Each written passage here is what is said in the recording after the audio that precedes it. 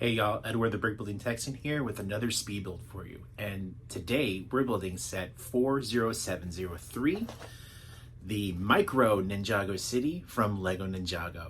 339 pieces, and it builds a perfect microscale version of the original Ninjago City. And this is one I actually don't have. I got into LEGO after the Ninjago City was out and retired and everything. So I did build the gardens and the markets, the full-size ones, and I got this one to just say I have in Ninjago City.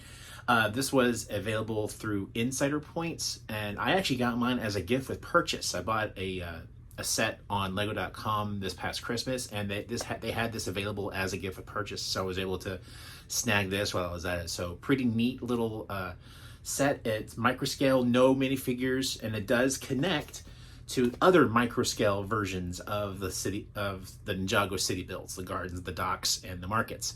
They're grayed out right here. I think this was the original one that came out, the first one. And then they just, went from there. Be nice to get the others, but I'm satisfied with this one for now. So let's get to it.